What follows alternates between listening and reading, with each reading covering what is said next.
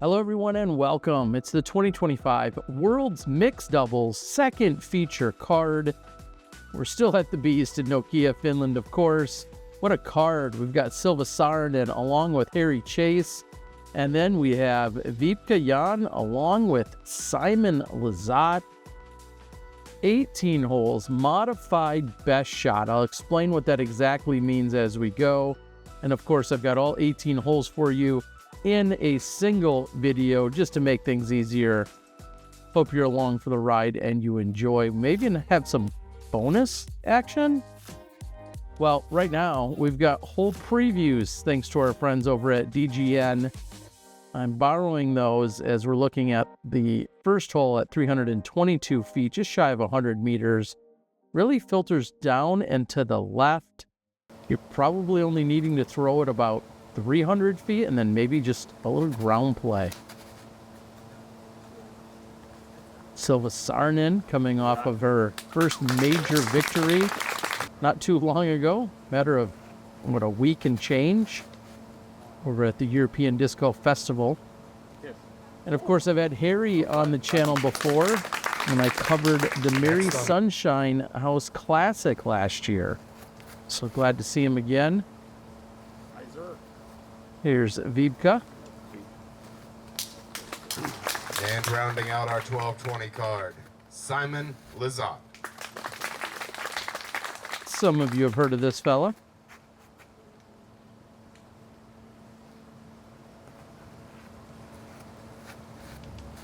God, how old am I getting? I just called him a fella.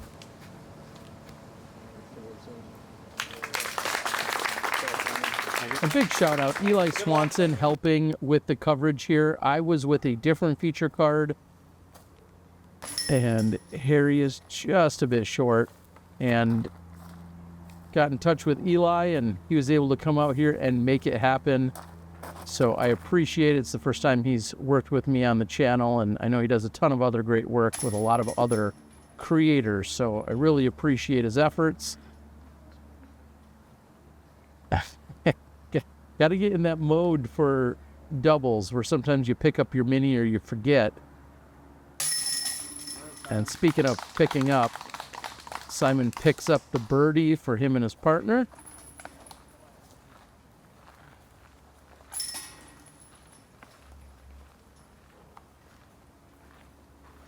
You're kicking yourself if you're not getting hole one. Things rolling, not in the right direction here. You're kicking yourself just a little bit. It's not the worst thing, but it's one you kind of expect to get, especially in best shot. As we go to the MPOT for hole number 2, 381 feet. OB on left, right, and beyond, and also a Mando that doesn't really come into play. Typically doesn't, I should say. Simon going roller.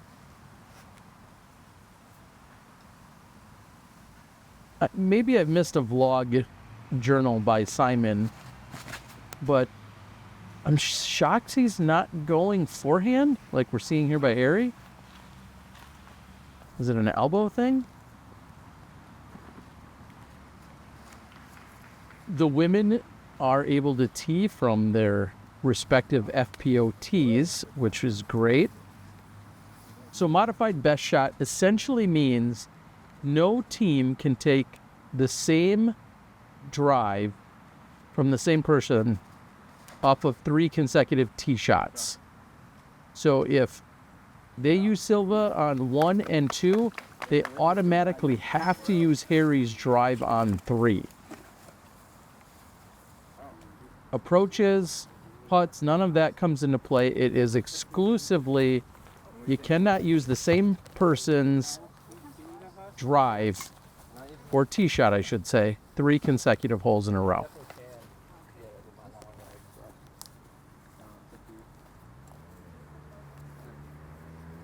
Certainly a strategy conversation here between Silva and Harry.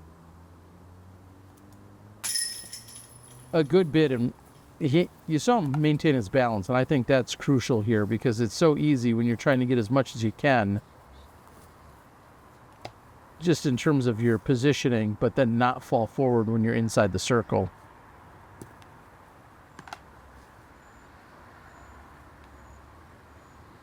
You have about 4.5, almost 5 inches off of the line of the disc, the center of the disc, and Silva using all of it to get their first birdie.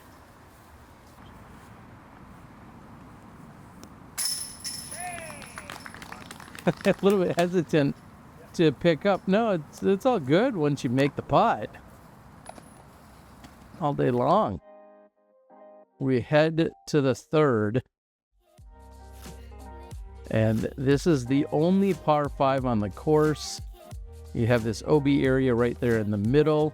You have OB left and right as well, but there's really a decision to be made off the tee as to how aggressive you want to be. And then ultimately, when you get all the way back here, you've got not only a mound that it's placed on, but just the fact that the basket is then elevated as well on top of the mound.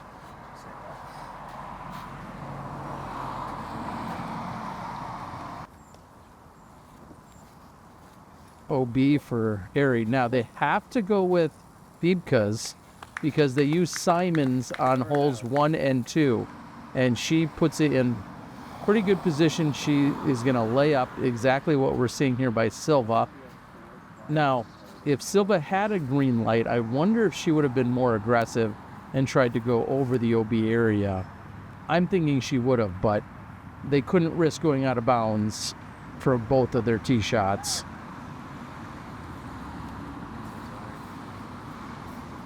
That's the wrong bus ticket, Harry. Back-to-back OB tee shot or shots for him. And Silva, no surprise, is going to keep them right in the middle.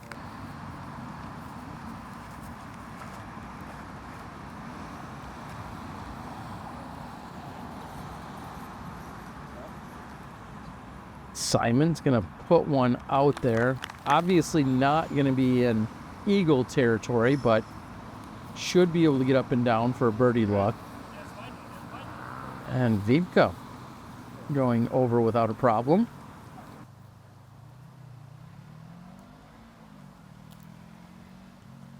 The third coming from Harry and Silva. He's doing everything that he can to make sure they don't use his shots, it seems like here. Gonna put the pressure back on Silva. And that one's low as well.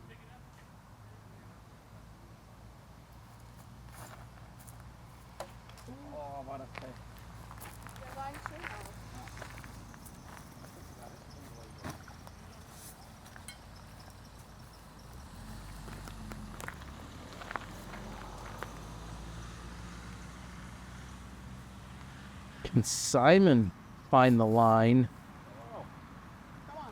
I like the idea, but just too low out of his hand. Obviously dealing with a ceiling there, but just too low. So that's going to put a lot of pressure on the putt for birdie.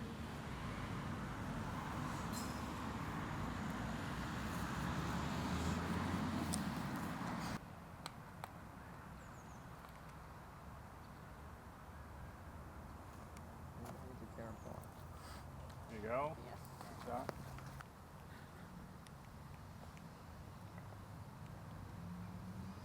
Wiebke gives it a little bit of a bid.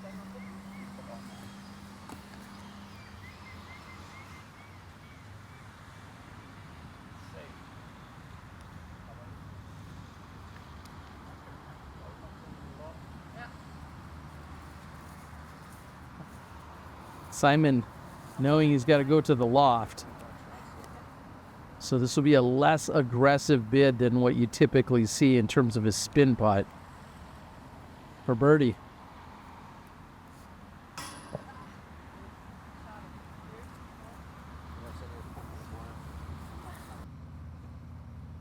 A par is going to feel disappointing in best shot. Super aggressive play. Sometimes will give you a look at eagle even. So knowing that, a par is going to feel, well, 2 shots worse. Mentally, it might feel like more.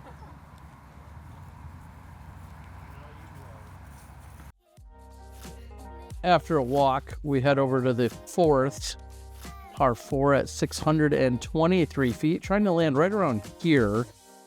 And then, or maybe a little past that, and then you have the approach into the green, which is a very sloped and hilly green that's very quick. All that hard-packed dirt on the slope. Difficult to get things to sit down if they're coming in on edge.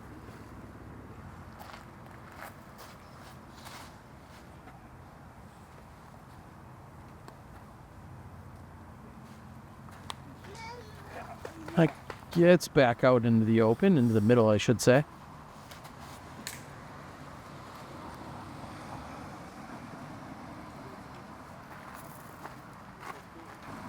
Short left side.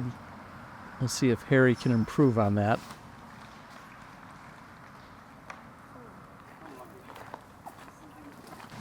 Not so much.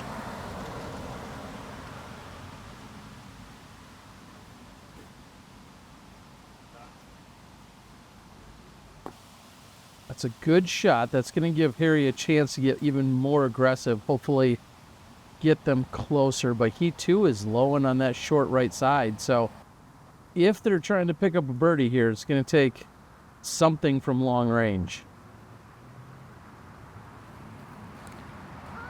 What? Did she just split those? Nice gap. That looks tighter than a 7-10 split.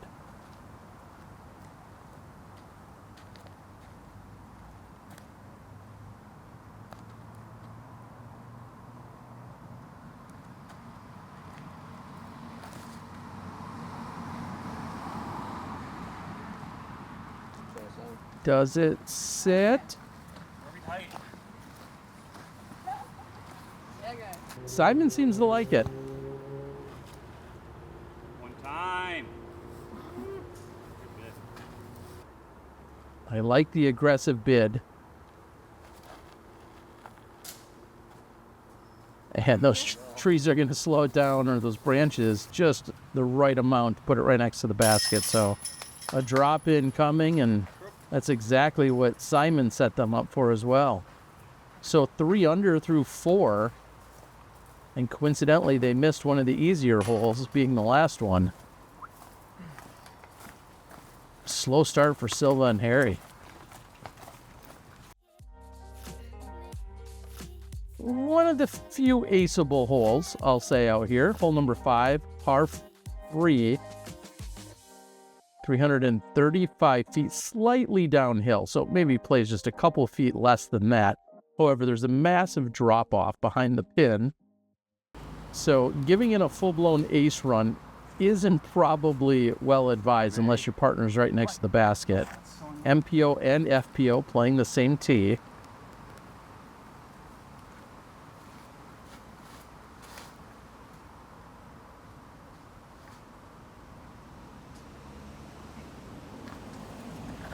And not the best tee shot from Simon. Clear. Yeah. That's it. Pretty good. And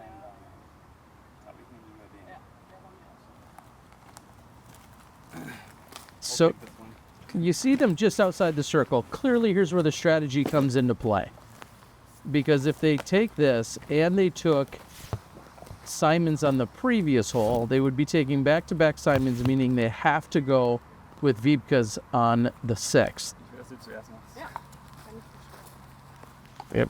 I don't know what he said there, but they have to go with hers on the next hole no matter what. I don't know. With how far back they're going, I'm kind of second-guessing going back this far. They were just outside of the circle. They did have the tree obstruction. Not that tree, but the other tree in front of them.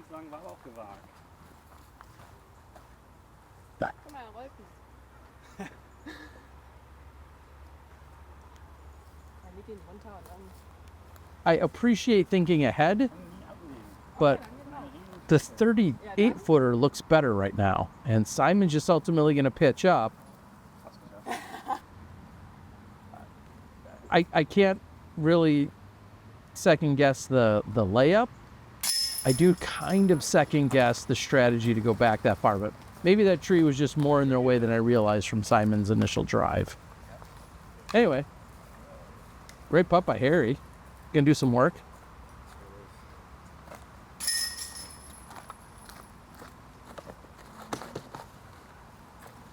And that's the second par for Simon and Wiebke. Hole 6, similar distance, heading right back. Hole 5 is on the left of this flyover, and hole 6 really just parallels and goes back almost the exact opposite direction, almost perfectly in line. Slight uphill slant at the end.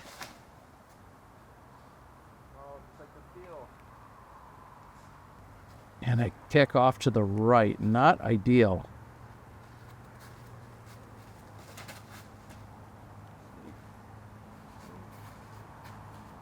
And that's where Silva's going to pull hers as well. We'll have to see which one is better.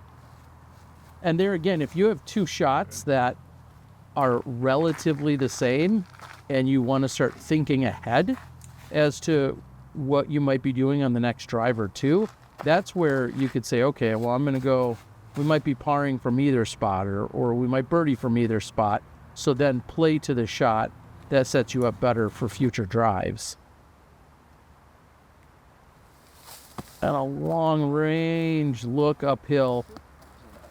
I'm going to give a little spoiler. If you watched the other feature card, you saw that Evelina Saarinen was just about 10 feet closer, if even that, from exactly where these guys are. There's a little magic. Does Harry have the same magic? Even better from 10 feet longer. Oh, sneaky. Oh, a solid attempt. And here's what I meant. Evelina, she was able to throw it in. Spoiler alert. They went on to birdie hole 6, her and Niklas, using that shot.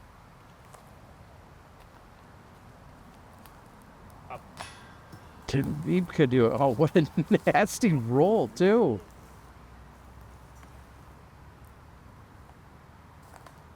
Pressure on Lizotte.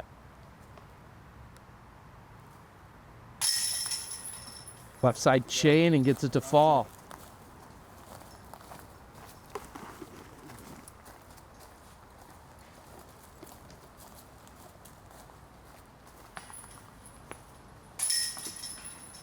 So 4 for 6 start that we see from Jahn and Lizotte. A little bit slower for the other team. We head to the 7.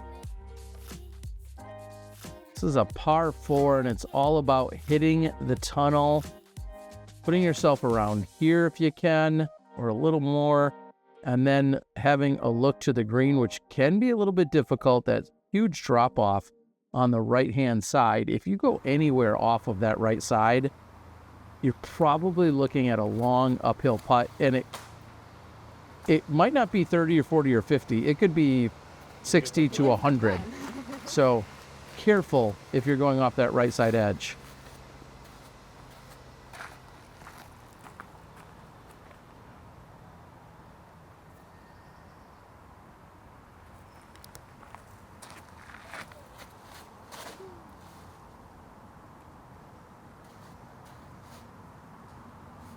And one they needed, because I'm not sure birdie was in play from Wiebke's drive, so Simon's going to set them up.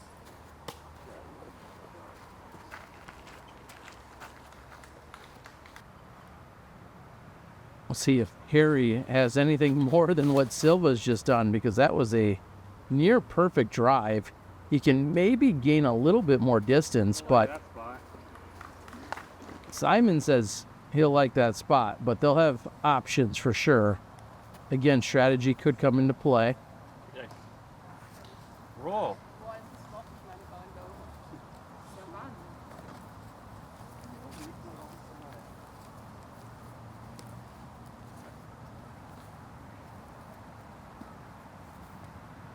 it has to be somewhat refreshing for Simon, who obviously has been living and playing in the States for so long.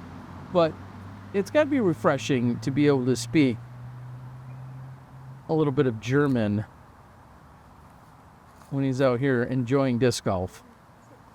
Oh, what a crease.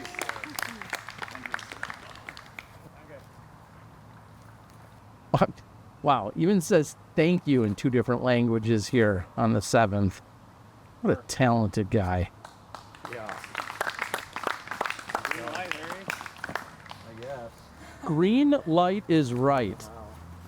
You couldn't have any brighter of a green light, and the only mistake you could make here is to not get it to the pin or throw it hard enough to get chain and basket high. And I don't mind that he hit a tree and it went way off the mark. As long as you're throwing it hard and giving it some kind of a chance, that's all that really matters. If that means you yank it and it's nowhere close, that's fine.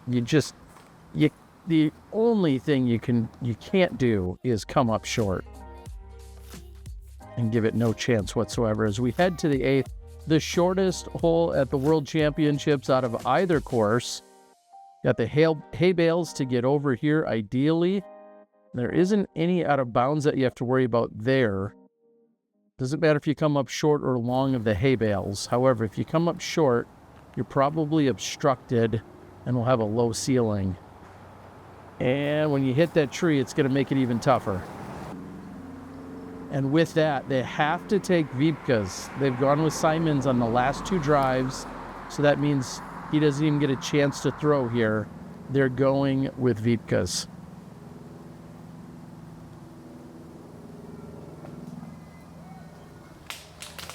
And a near park job by Silva.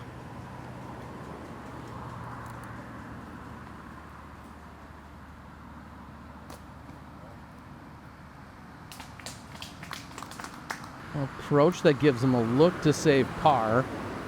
And you hate to be saying that on this hole in the first place.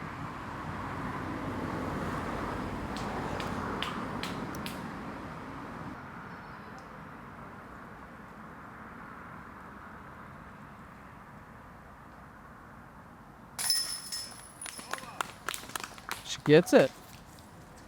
They walk away with a par. And somewhat slowing down there in that they're now 5 under through 8. And Silva and Harry trying to catch up. They're 4 under through 8. We saw a couple teams start out 7 for 7. And both teams that did that took pars on 8, which I don't know how that happens. That's bizarre. As we head to the 9th, 361 feet, a couple different routes. There's a more inside direct route, and then there's also a wider hyzer if you're throwing a righty forehand, that is, or a lefty hyzer, I guess. You would say that is too. A righty hyzer forehand, yeah. What Harry's trying here. Oh, and they're going to like that.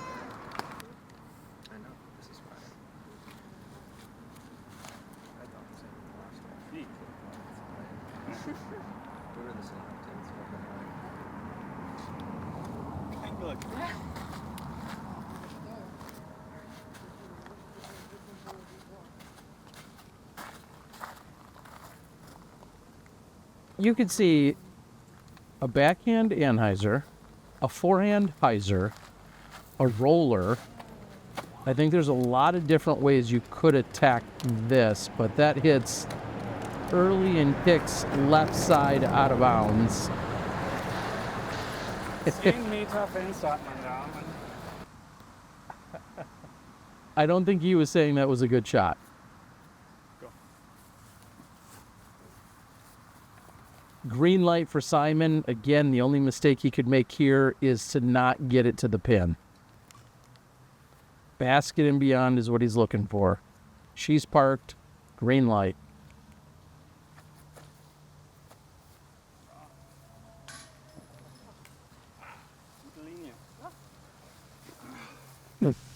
Good bid. in English. I'll say that. And Harry's going to pick up the birdie. So just like that, they've knotted it up in terms of this card, both 5 under at the halfway point. And speaking of halfway points, it sounds like our friends over at DGN are offering up a little code called World's Best. And for a limited time, and for new and returning Disc Golf Network subscribers, you can get 15% off a DGN Pro or a DGN Standard yearly subscription with the code World's Best. That's good for the rest of this year and then basically into next season for the first half or so. It all expires on August 6th. Go ahead, scan that code, go out there, get after it. Sometimes that means you got to listen to more of me, though, on the Disc Golf Network. I can only do so much for you. But it's pretty cool. I partnered up with them in order to give us this little code World's Best. Expires August 6th, 2025. A couple days after my birthday. So make it a present to you from me. I don't know. We head over to the 10th. Just a nice big old dog leg going right to left with OB everywhere. Couple guardians here late along with the hay bales to prevent some rollaways, but you can go deep OB of the basket as well.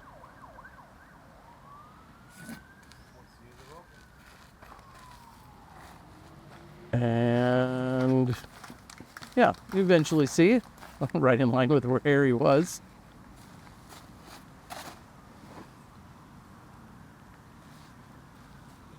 Does this have the right? Yeah, everything. Speed, pace, location. You don't know what to throw? No, I haven't thrown from here. Oh. Ever. Photon. Full send. So, Silva explaining that she's never played from the shorter tee ever. And so she's uncertain what to throw. So, manufacturing teammate Simon offering up a little bit of a suggestion here. Fine. That's fine. Good shot. I think Hesty is the word if you're in Estonia.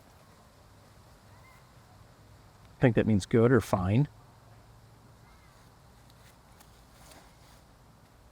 Good. So far, I didn't even. when I was younger. And strategy at play.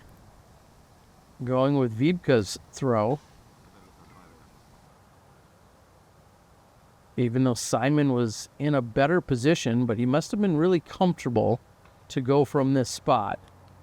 Talking probably 350, maybe 375 to the pin.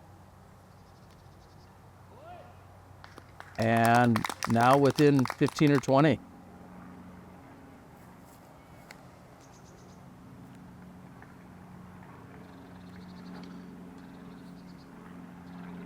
High side that hits, and even closer it appears. So that'll work out just fine. Green light basically for Silva.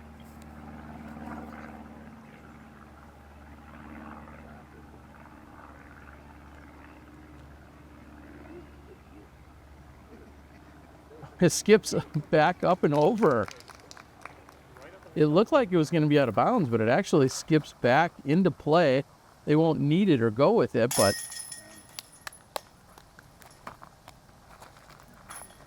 a birdie on the 10th.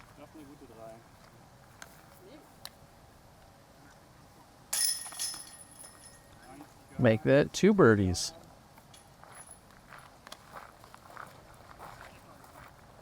They'll head to, I think, one of the most difficult tee shots on the course. I don't know if too many pros would disagree with that.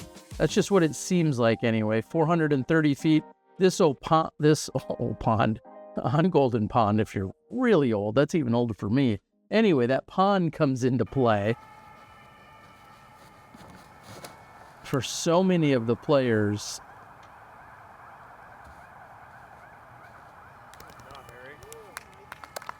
And that's going to be a look for Harry. So we'll see if Simon can find a similar line. Just so much OB on the left side. And then if you want to hang it out more right, kind of the common landing spot is the pond. Or you hit that tree and you go into the pond. Unlucky. I mean, that was inches from clearing the tree branch and then being essentially right next to the pin. Back door. Does this fight back? It does. No. It fights back inbounds, but then finds the pond. I think Harry's already going to be right there for birdie. Pressure on Wiebke to at least get it in play, and that's exactly what she's done. So long look.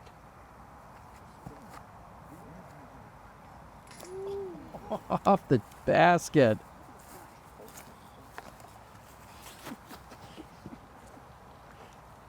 Whatever you do, don't be short, Wiebke.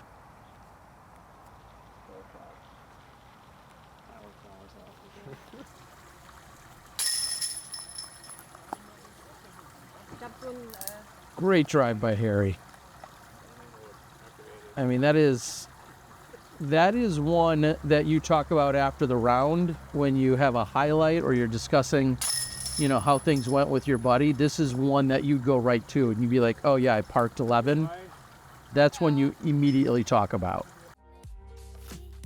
As we take then a long walk over to the 12th, which plays up this hill with a low ceiling, trying to then bend around this corner, and nasty rough on the left side here. You do have a little bit of a hill backdrop, but if you're on the right side at all, you're probably going to be obstructed by one or two of the guardian trees. So just danger really everywhere.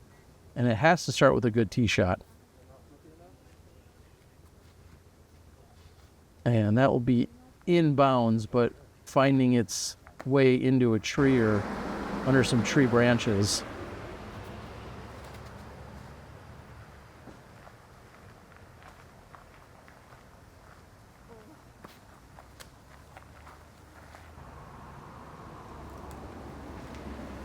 I would love to see a shorter tee on this one for the FPO division. I just think it's not a very practical get. And I can't say that. I'm saying that off just going off of some guesses, but I feel like it's a very, very rare and difficult get for the FPO division.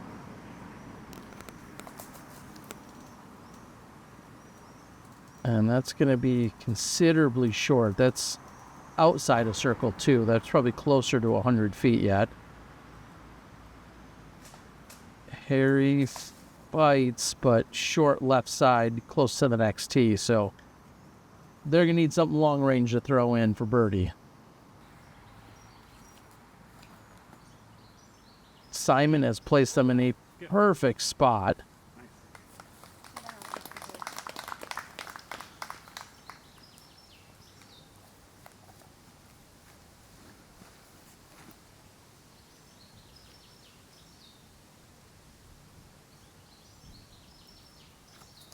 Light breeze, as you're seeing.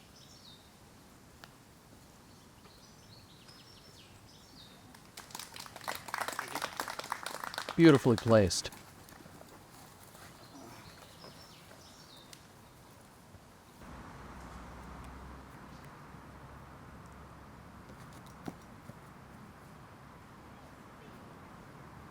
Right there for Silva, although she doesn't love her effort.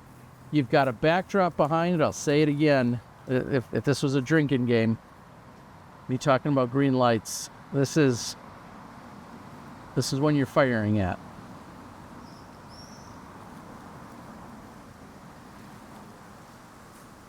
Good bid.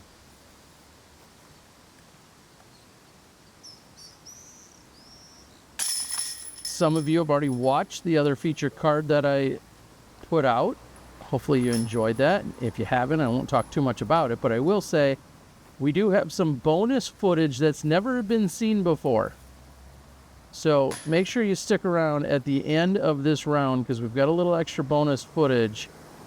Simon's superstar editor, camera operator, vlogger,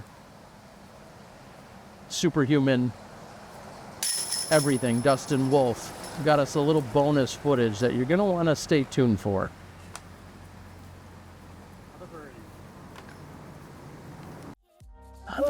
I could probably think of more words for him. He's a pretty swell guy.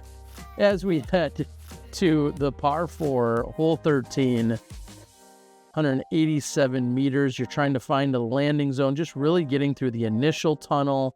That's step 1. From there, should be a relatively routine hyzer for a righty backhand thrower after that, but you have to get through the tunnel.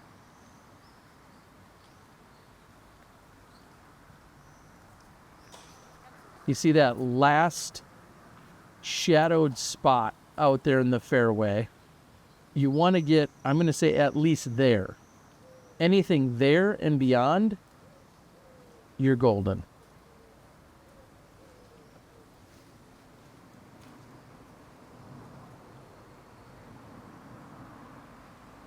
Currently, they're off the fairway to the left side. We'll see how cheeky old Simon wants to get here. Fine. Not great, but workable. I guess his expression says it all there.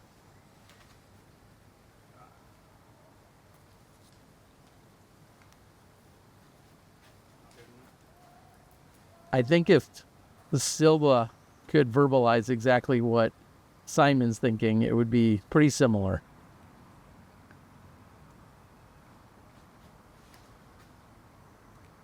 This is the slightly more aggressive play by Harry.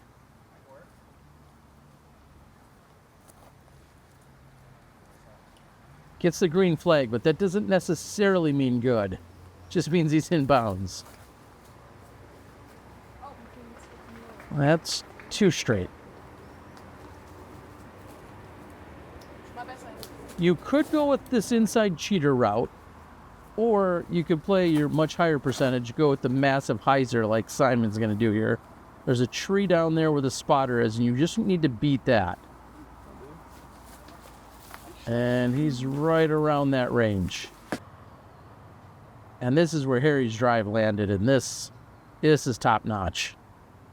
I mean, this is an up and down chip shot all day long.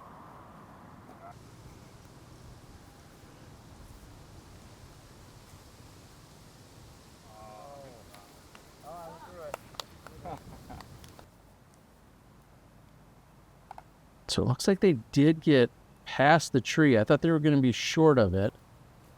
But there is a huge downhill slope that you have to worry about behind there, at least when you're playing singles.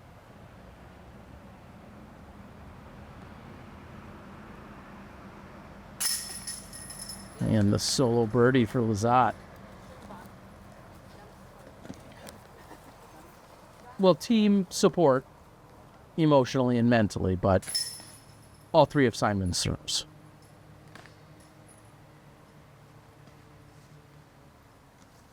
As we'll take a look at the 14th, this is really what I feel like is the most significant change on the entire course since being here last year for the European Open. The few times I've been here for the event, the basket's been up and to the right, and now it's essentially been pushed left instead of right. And I think it's going to help with flow of play, and I think it makes the hole, in my opinion, considerably easier.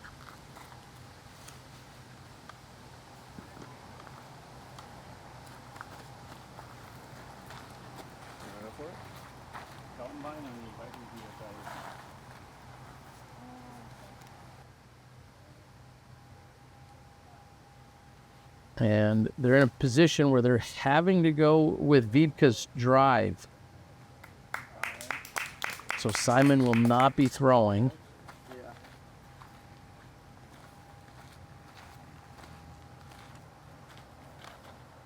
I might as well say it now. Like, share, subscribe. Please do all the YouTube things.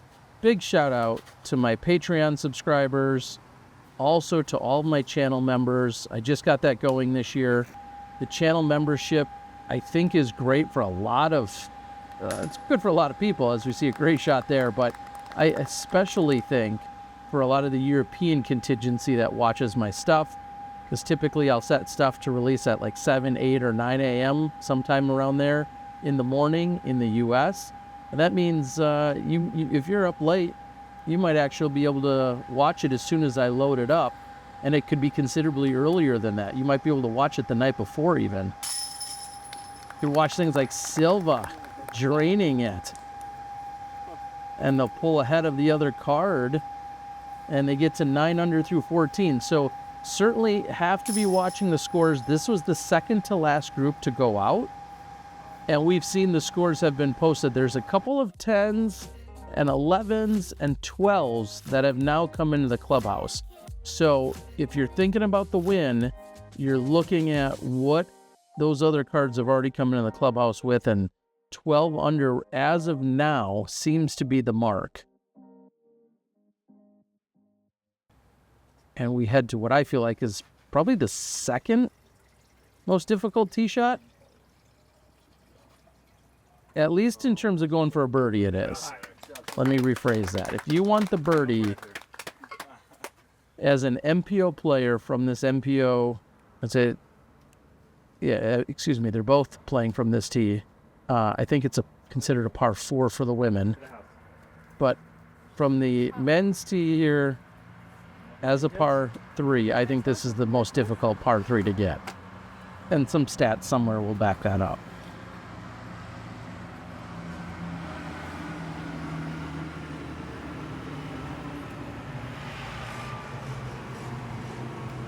Four holes left to play. You've got to be thinking birdies if you care about the title, which of course they do, but I feel like there's very much an all or nothing mentality that comes from a lot of players at this event. Perfect layup. Oh no, off the tree direct. It still goes out of bounds, so they're both OB. Brutal.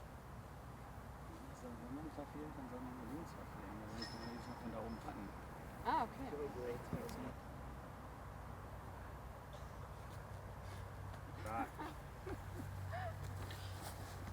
Oh man, that was really close. I've seen better runs. Ich bin nicht gut da drin, in draufgehen. They still have a chance to save par.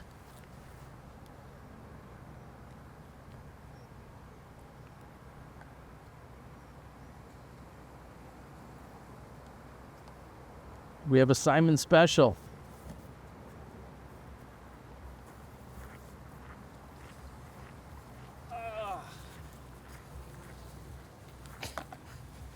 Bogeys are painful for the soul. They certainly are. Oh, and that's a good putt. So they'll escape with the bogey.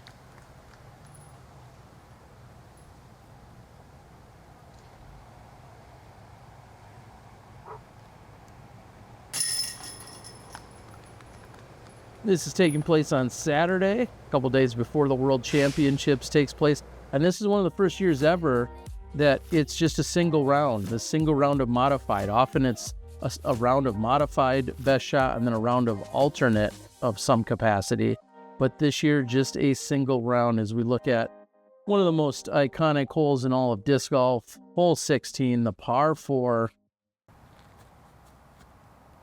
Put yourself out in the open, set yourself up for the dangerous second shot, and somehow walk away with birdie or be crushed.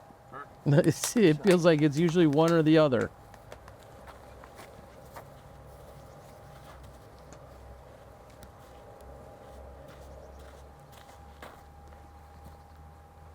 I always think about holes like this and holes like 17 at the USDGC, how much different they would be if they were just earlier in the round. These are so late. We've seen what this hole can do at our majors. We've seen what happens in some scenarios here and what this hole can do to make or break a tournament, a player, a round, whatever the case is. But if this was hole 3, Like, Okay.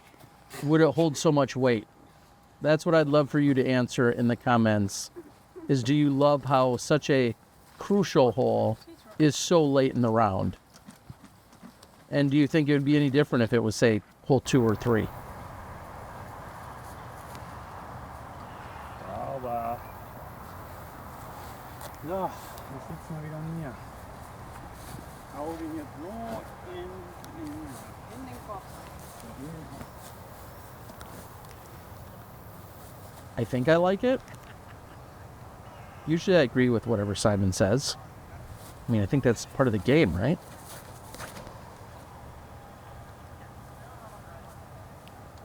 Carrying. Oh, too much. Well, they still have Wiebke to play from. She's safe after 2 throws, so par very much in play.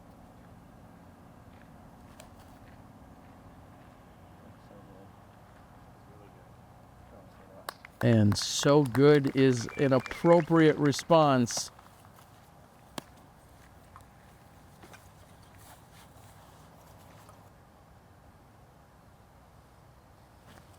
Green light for Harry.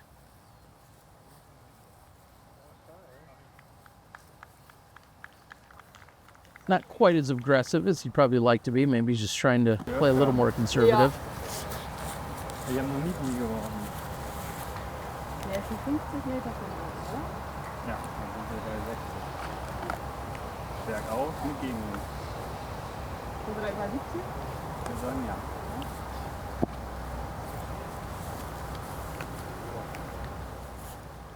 I mean, that conversation ended with a little bit of a smirk and a smile. So, again, just going to assume I like it. Oh, Sah so gut aus. Stört die denn so? Der sah so schön aus. Boah, jetzt weiß ich auch nicht. there's not a lot of thinking about it. Simon needs to put this on the island so that they can get up and down and still walk away with par.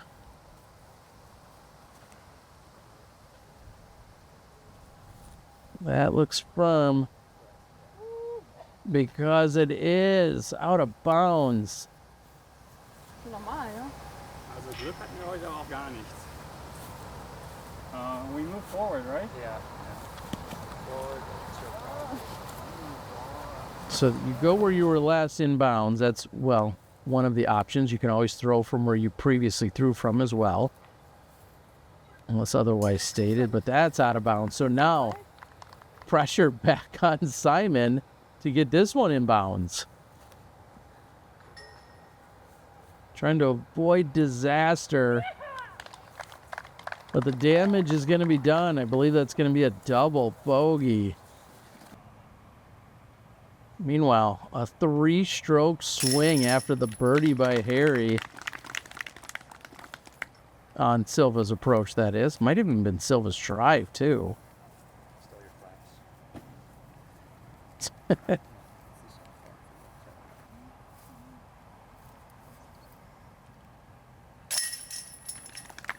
And that is going to end any potential run at a title for sure.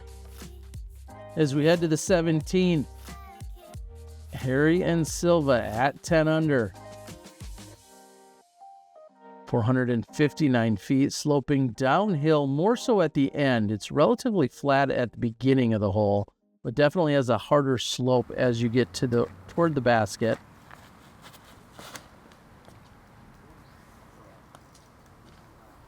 And that is way off to the right side and gets hung up early.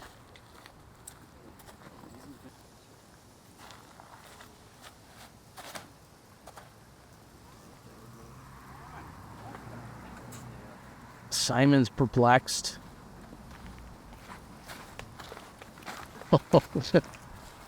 Just a shake of the head. Not much commentary that time from him.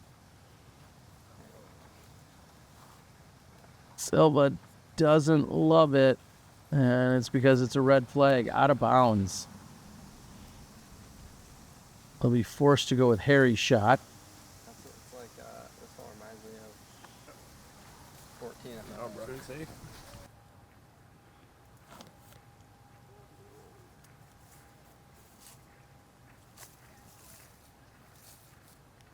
Still some work to do. Silva can improve on it.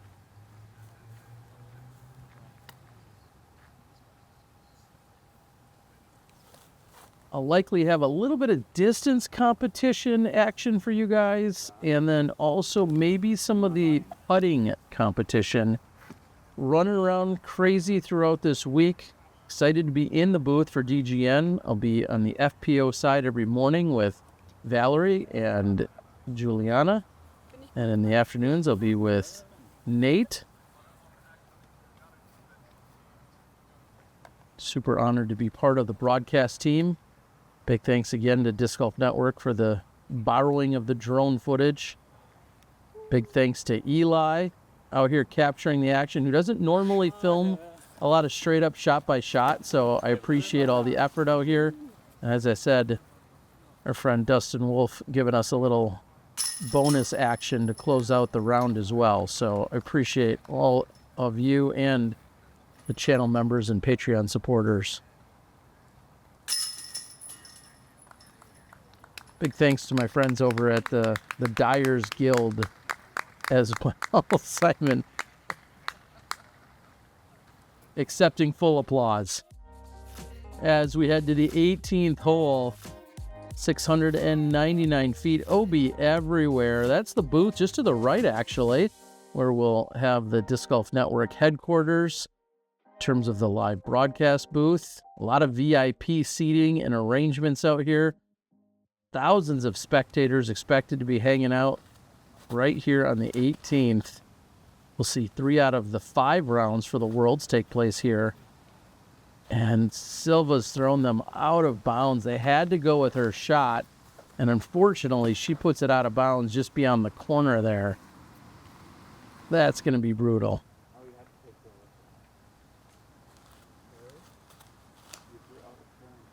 Silva on the right side, and now Wiebke on the left side.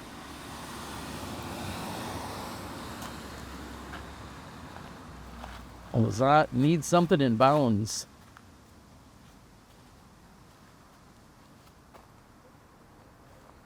Oh, well, that looks pretty. Yeah, you'll take that all day long.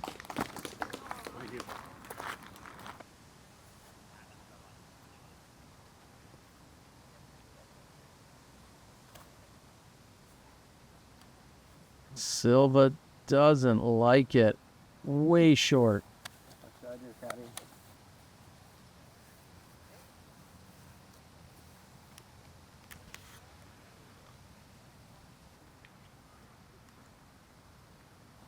Yeah, that building directly in front of you is exactly where we'll be hanging out every day for our live broadcast booths. Opening up the back windows to the 18th. It should be absolutely breathtaking. Not that you need to see me on camera, but when we do come to the booth shot, it should look great. Big shout out to UC and the entire crew. UC, our event organizer, as this is presented by Discmania, but also the hundreds and hundreds of volunteers that are going to be here and be present, along with the incredible staff and all the welcoming committees, the entire local organizing committee, along with the PDGA. Super excited for the World Championships. I've attended almost 50 World Championships between playing and working and doing some form of broadcast and coverage.